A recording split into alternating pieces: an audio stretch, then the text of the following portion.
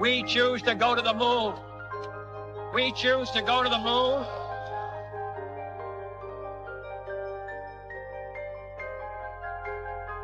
We choose to go to the moon in this decade and do the other things, not because they are easy, but because they are hard. We set sail on this new sea because there is new knowledge to be gained and new rights to be won, and they must be won and used for the progress of all mankind. We shall send to the moon 240,000 miles away from the control station in Houston, a giant rocket more than 300 feet tall, made of new metal alloys, some of which have not yet been invented, capable of standing heat and stresses several times more than have ever been experienced, fitted together with a precision better than the finest watch, carrying all the equipment needed for propulsion, guidance, control, communications, food, and survival, on an untried mission to an unknown celestial body. And therefore, as we set sail, we ask God's blessing on the most hazardous and dangerous and greatest adventure on which man has ever embarked. Thank you.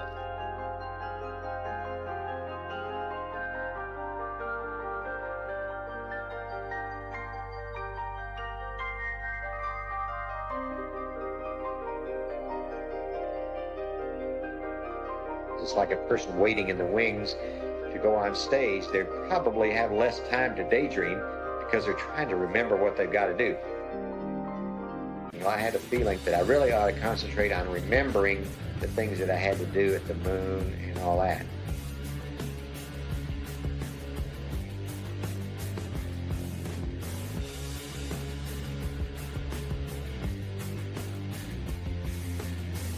Land of the first men on the moon. The spacecraft also now is on full internal power. Up to this time, count.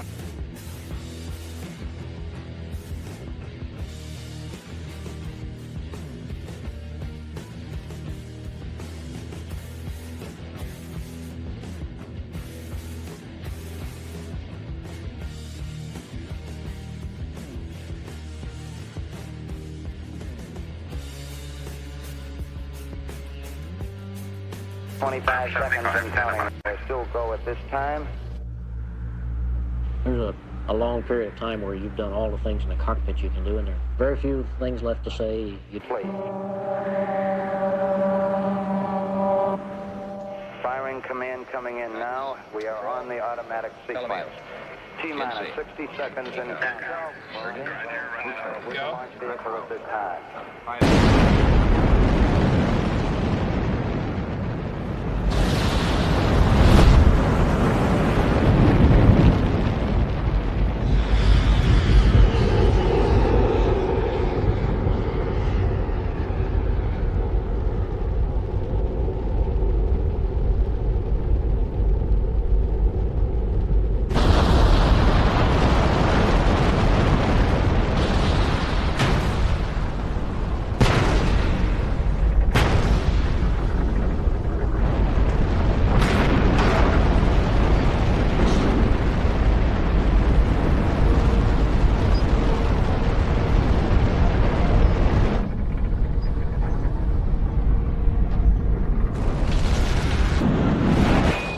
Pitch and a roll program, and this baby is really going.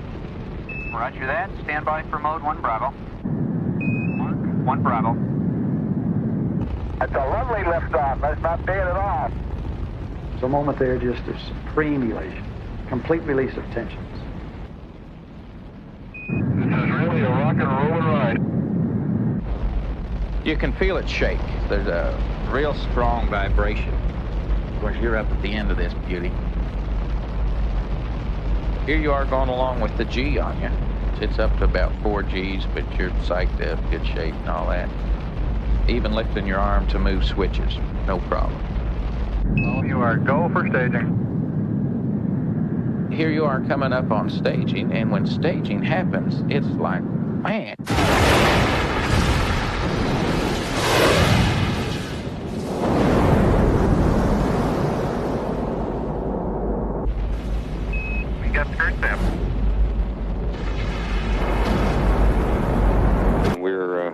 out over the Canaries.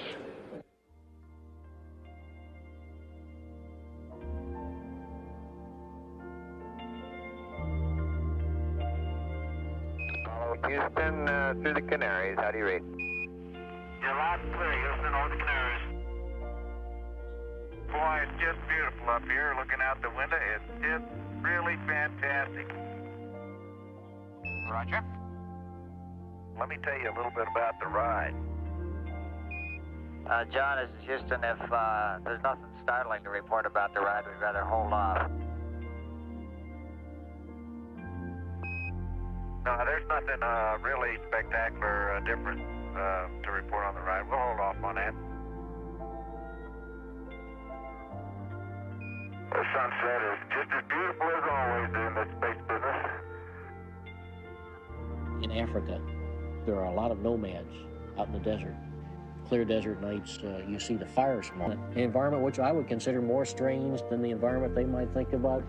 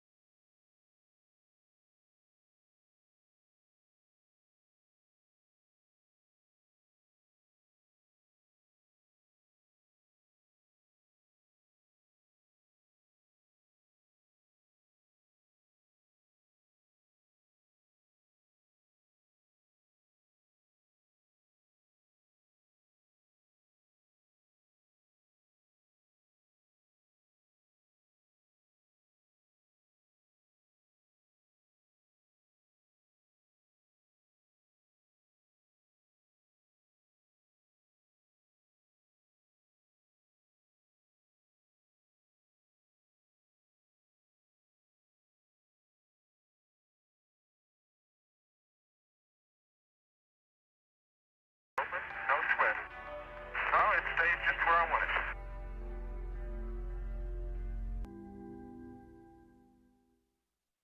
Shock split up. You're going about 6,000 feet a second.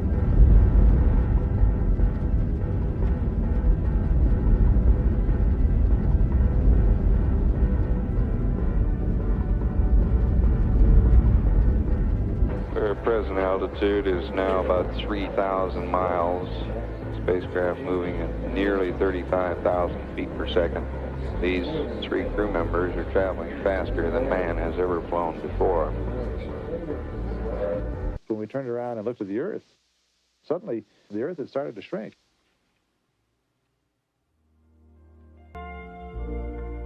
Hello, Houston. You'd have to see this planet to believe it. This is just so that you guys don't get 1, 3, flying car. Allowed to carry a personal cassette on there so you could play the music. Mine was country music. Hi, this is Bucko and the Buckaroos. We came down to the studio and we thought we'd put together a little thing that you could take along with you on your trip. Now, you know, when you get back, they're probably going to put you in the movies. So the first thing we're going to do for you is to play a little song called Act Natural. It goes like this. They're going to put me in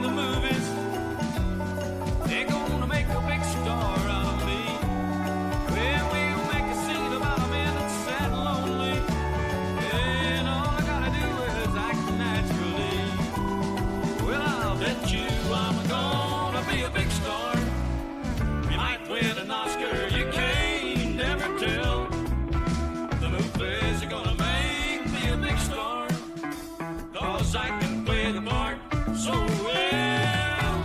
Well, I hope you'll come to see me in the movie, and I know that you're gonna plainly see the biggest fools if they hit big time. Yeah, all I gotta do is act naturally. By the way, gang, you know we're making this tape, and they're going to the moon. They're on the way to the moon right now. Anybody up there read me? This is Houston. You don't think of it as Texas or the United States. You really think of it as Earth. The three things that I associated with Earth were people and green trees and fresh water. This is something a little different for me. My name is Merle Haggard. This is my band, Strangers.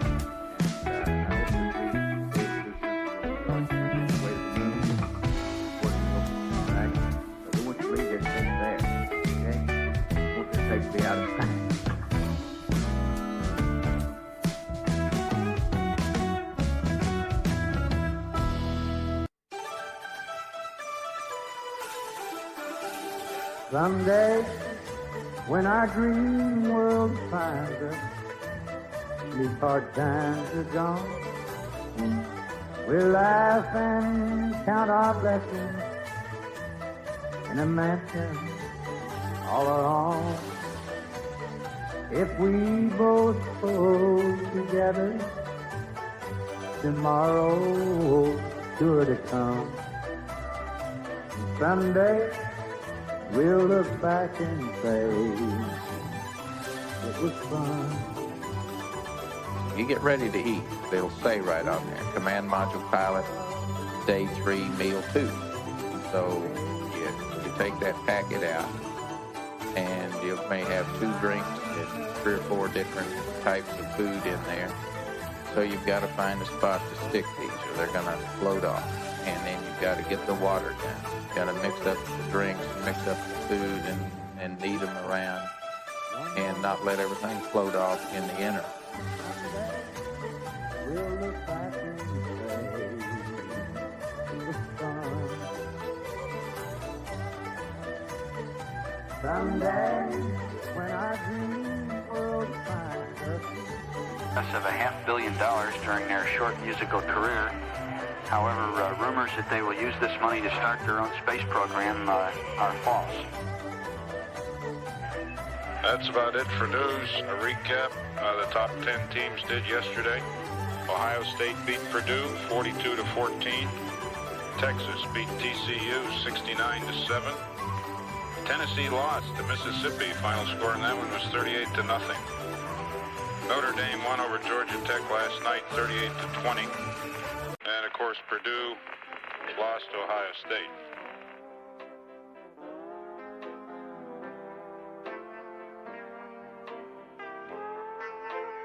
When the sunlight shines through the blackness of space, it's black. But I was in sunlight and I was able to look at this blackness. I mean, what are you looking at? Call it the universe, but it's the infinity of space and the infinity of time. I'm looking at something called space that had no end, and at time that has no meaning. You can really focus on it because you've got this planet out there, the star called Earth, which itself is in its blackness, but it is lit up because the sunlight strikes on an object, strikes on something called Earth. And it's not a hostile blackness. Maybe it's not hostile because of the beauty of the Earth that sort of gives it life.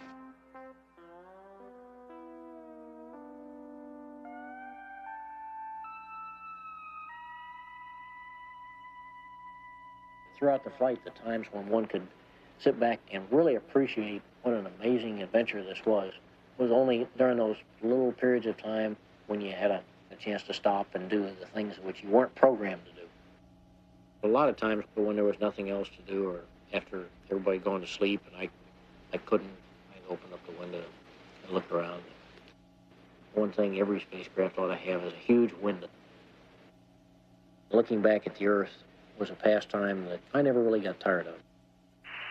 Who have you got up now? The other 2 guys are pretty sleepy. They sacked out again, so I'm holding the fort down for a while.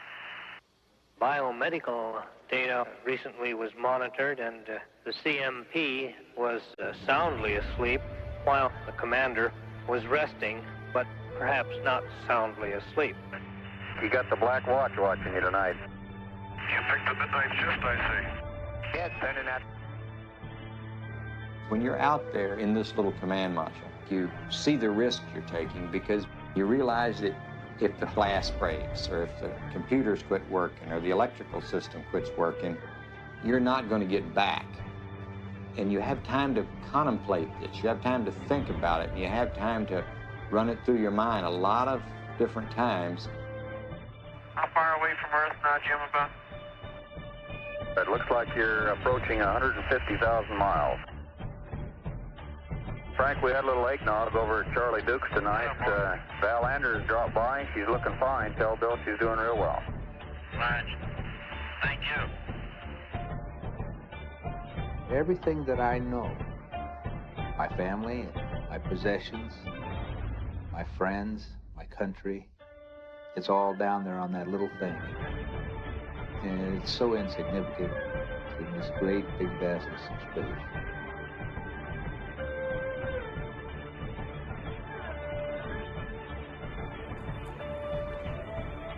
Here in Mission Control, the coffee cup has become an appliance second only to the headset in usefulness here. Let's cycle through some of our consumables and other items this morning and tell you what we see. And all this looks quite normal. Lights, camera, action. We'll show you some of the type meals that we have on Earth. Matter of fact, on this flight, we've carried along pieces of bread. And along with the bread, we have a ham spread. I'll show you, I hope, how easy it is to spread some ham. Environment of 0 G.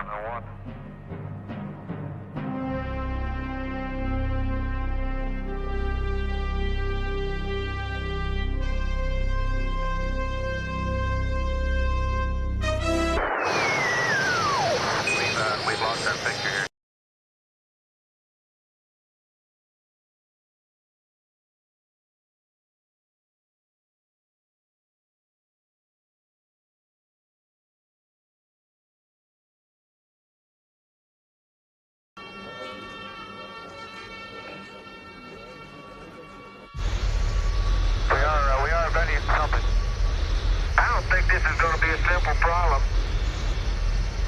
We have an apparent serious problem with a leak in the cryogenic oxygen in the service module, which provides breathing oxygen for the crew. Apollo Houston, try SCE to auxiliary, over. SCE to auxiliary.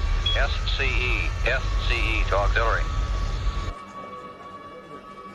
Okay, let's make sure that we don't do anything that's going to blow our CSM electrical power with the batteries or that will cause us to lose fuel cell number 2. On panel 276, under instrumentation power control, open CB number 3 and number 4. Close SN feed 1 and 2 circuit breakers, cycle the Parker valve, and then open the SN feed circuit breakers on panel 11.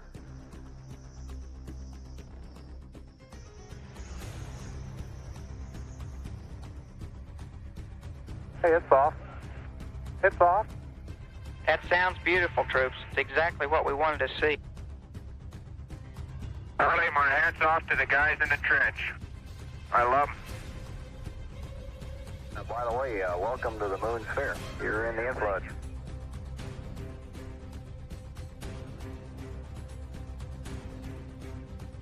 One of the things different about a lunar trip is you don't pass any place on the way.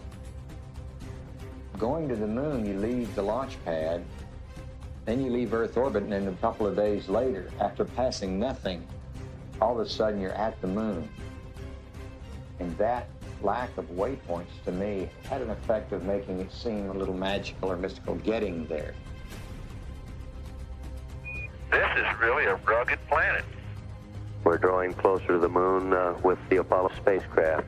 Our LOS clock, loss of signal clock, continues to count down until that time that the spacecraft will pass out of communications range over the backside of the moon. On approach, the spacecraft sort of dives toward and behind the moon. It was a totally different moon than any moon I had ever seen before. It was in this eerie shadow, no motion, utterly silent.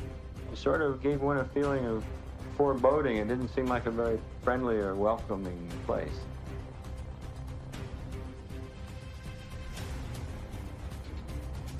Apollo, this is Houston. Your goal for LOI. Go ahead, Houston. Jim, you are go for the burn. Go for the burn. Okay, Apollo 8 is go. There it is. 35 seconds. And it's 2001 type stuff. The old moon's just growing magnificently fast, and it's just filling up that hatch window, and you're drifting into the shadow. Okay, baby. 8, 7, 6, 5, 3, 2, 1, burn. Ready? You're burning. 4 to go. You're burning. 100 to go. Okay. 78 to go. 50 to go. 20 to go. Stand by, Tom. Up down. Oh, beautiful, beautiful. John Houston, you got the burn off. We're in good shape. Well, I tell you, we is down among them going backwards. You know that? You've worked so long and so hard, and finally you're here. The burn has gone well. You know you're in lunar orbit. You know the orbit is good. You're right where you wanted to be. I mean, it just looked like you could reach out and touch it. Apollo now traveling over the backside of the moon.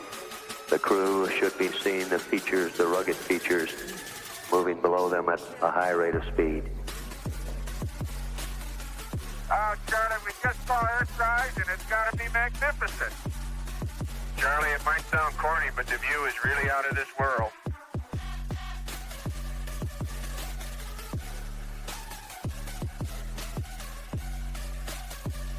Okay, Davey, you ought to start getting your hands closed. Say again? Better start getting your hands closed if you're not already doing it. I was disappointed. I wanted to go to them so bad I could taste it. As far as I was concerned, that was what it was all about. Not only going to the moon, but going down the surface and walking. We're now less than 2 minutes away from the separation burn, which will be performed by the command module. When next we hear from them, the lunar module should be undocked from the command and service module.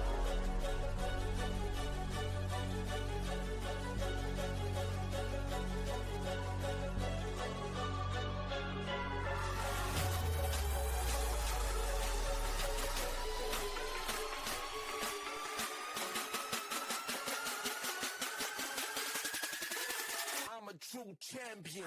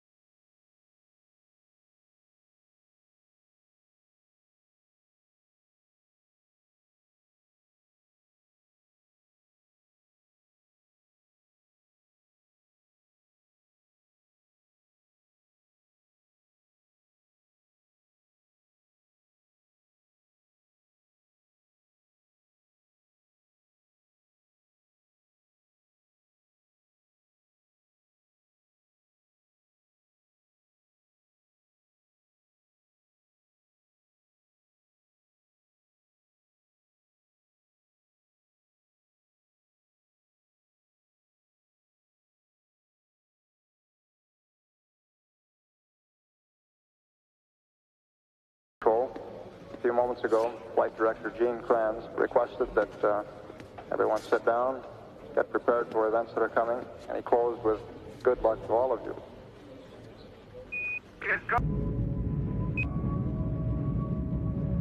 6 plus 25, throttle down. 6 plus 25, throttle down. Roger, copy. 6 plus 25.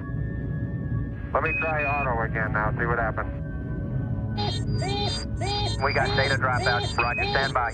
We're going that alarm. If it doesn't reoccur, we'll be go. We're going that alarm. Roger, understand. Go for landing. Roger, we got good data. Altitude, velocity, light. Eagle, we got you now. It's looking good, over.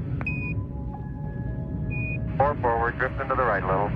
Coming down to 23. 21 down, 33 degrees. We're go. Same tide. We're go. Picking up some dust. And a couple of big boulders. Coming right. Got a good spot. Not too bad. There comes the shadow. Oh. Tranquility Base here. The Eagle has landed.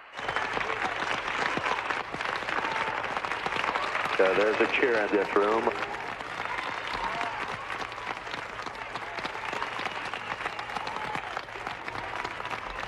What we're witnessing now is man's very first trip into space with a station stop along the route.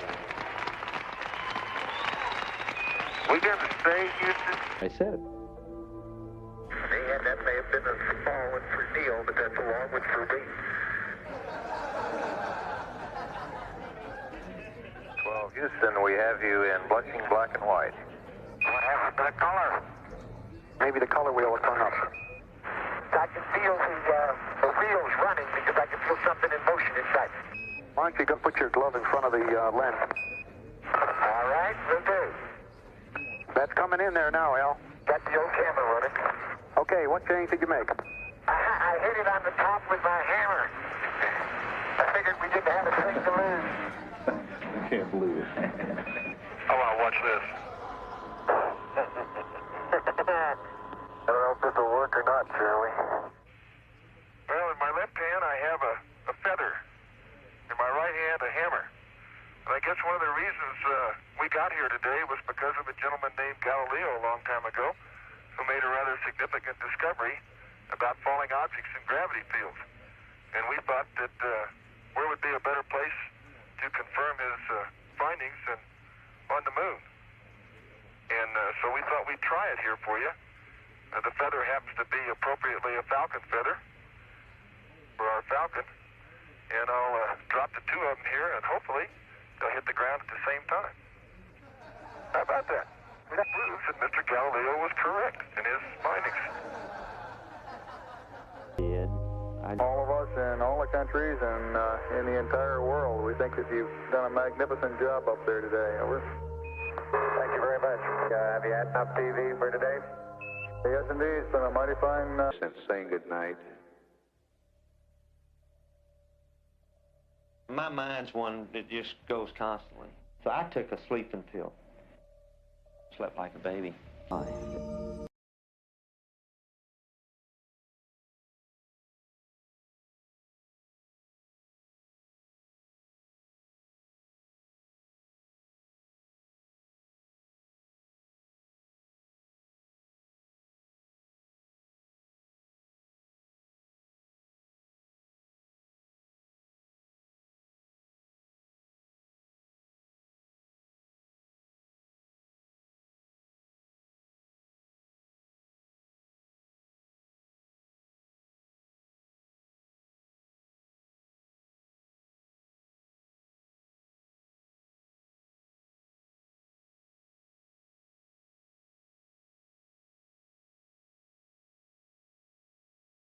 A golf ball at arm's length now. She looks pretty though. Really looks spectacular. It seemed very unreal to me to be there, looking back at the Earth and thinking how far, far away it was. This is the moon, that is the Earth. I'm really here. We're allowing about 5 minutes for the drive to Station 3. Okay, safety belt's on. And here we go. How's it driving, John? Pretty easy? Very good. And I'll tell you, Andy's never seen a driver like this. Barney Oldfield. Charlie, what should we be heading for? Those craters up there. I'm gonna tell me that. Boy, this is so neat. You look like you hit it just about for our spot. See Survey Ridge down there? Yeah. This is gonna be such a spectacular view, you can't believe it. Well, that's good news. We are here! You did it! Hey, that was a good stop. Those wheels just locked. Mark off. Super. 6-6.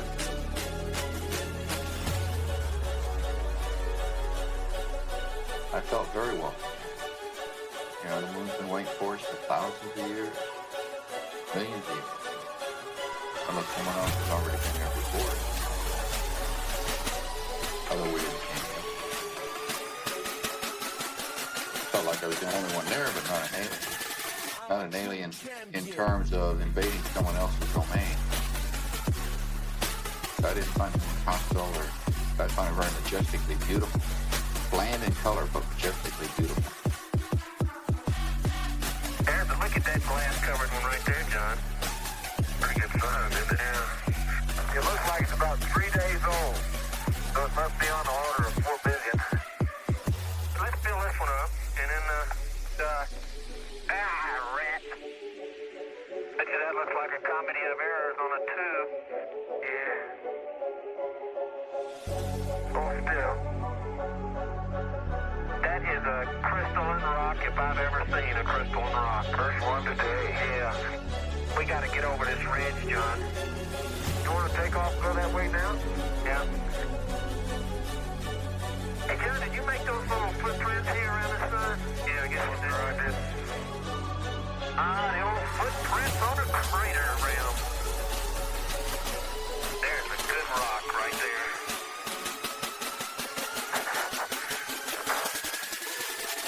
And this is tough going here.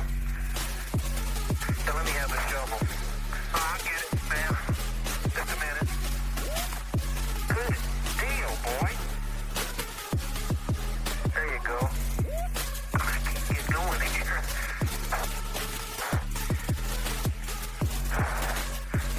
Okay, and you've got about 10 minutes left before we have to leave. Is that okay for you? Yep, sure is. 338 is the soil sample.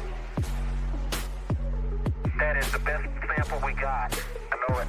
I'll tell you. You just had to steal time now and then. Just had to stop chipping at a rock and figure out that bringing back a little bit of some kind of thought and feeling was as important as bringing another chunk of rock back. And not being a machine, but being a human being, you have to stop and say, do you know where you are and what you're looking at? And try and take in those few moments of privacy you have, everything there is to take in that moment. And you've got 5 minutes here. And all of a sudden, you've got to get to work.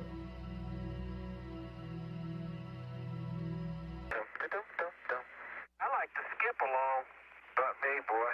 Skip. Or whatever you call it. I can't get my left leg in front of me.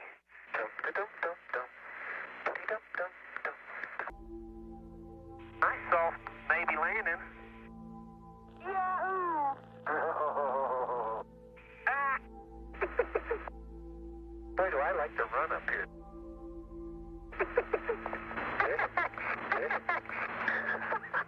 I feel like Bugs Bunny. That's neat. And here comes the Boxy twins. You're pretty agile there, Twinkle Toes. I'm going out for the ballet when I get back. You learn another line of work up here. And while you're bouncing around there, you might keep an eye out for... Oh, rat. I've been on my knees twice to get back. John? Yes, sir. You are black from the knees down. No way to avoid it. That's why I'm glad the pressure suit bends. John, you are filthy. I tell you, there's a spot called the Kill Blast. Hey, here's a rock I'll be glad to see in Houston. Man, Tony, you don't know how much fun this has been. We concur, John.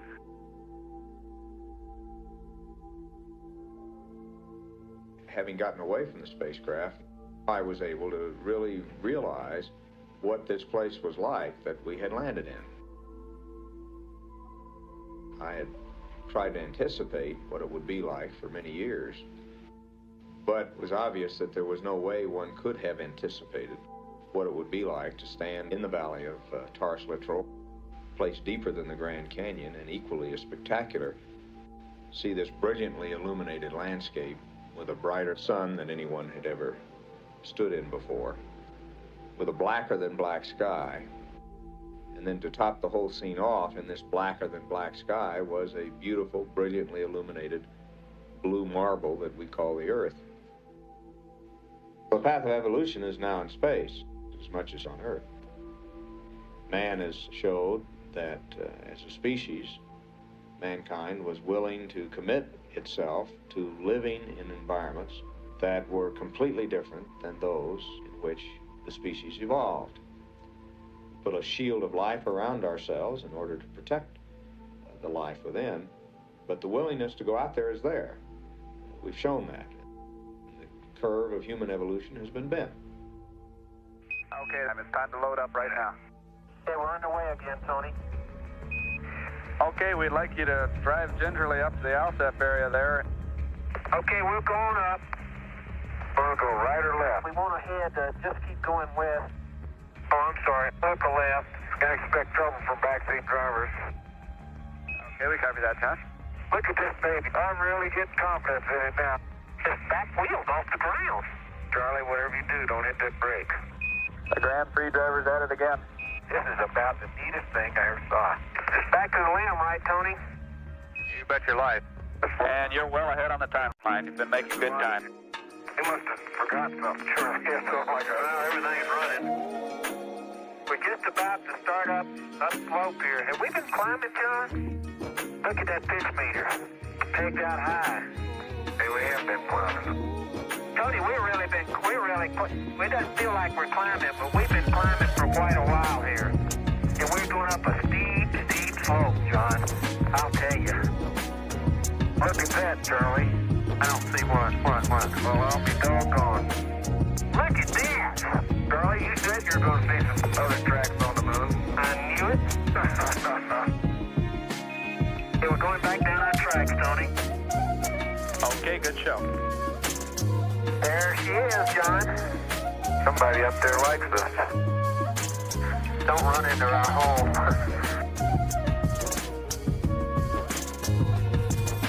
I felt like I was an alien as I traveled through space. But when I got on the moon, I didn't feel that at all. I felt at home there, even though the Earth was a long ways away. We could see it directly above, about the size of a marble, and realized that we're there, but by the grace of God. I felt like I was at the end of a thin cord that could be cut at any time. It was precarious, but yet I felt comfortable.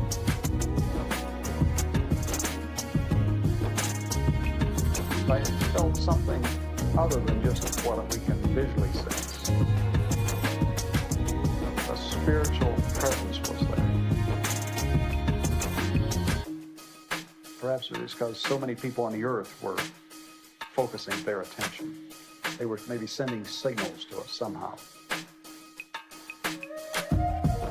I sensed, I guess in a way much like maybe the first man on the earth would have sensed, like Adam, and perhaps Eve. As they were standing on the earth, we were not alone.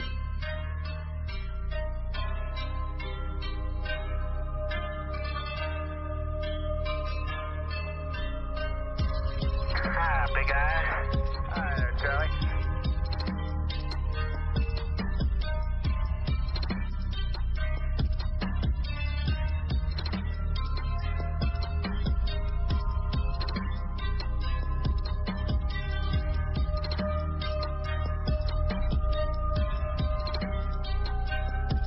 Our first outpost, our first footstep in space, where man was able to look back at the earth and see the earth and see himself in a different perspective. 5, 4, 3, 2.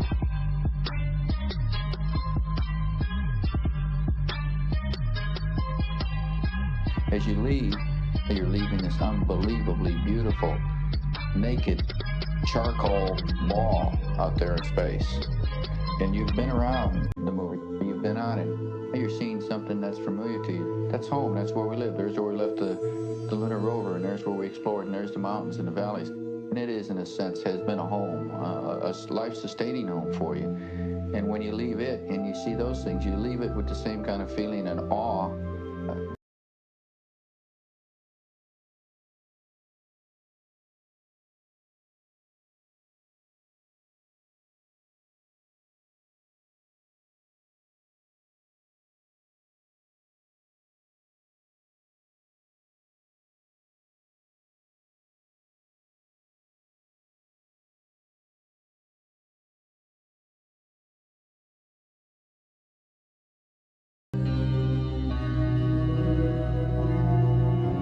Eagle, Houston, you're looking good to us.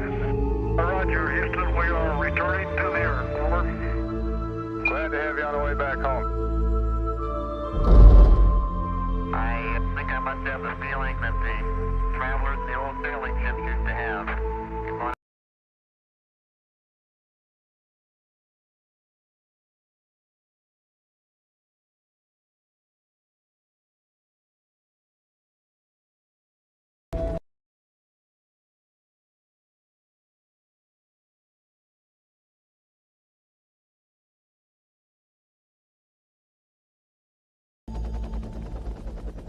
We set sail on this new sea because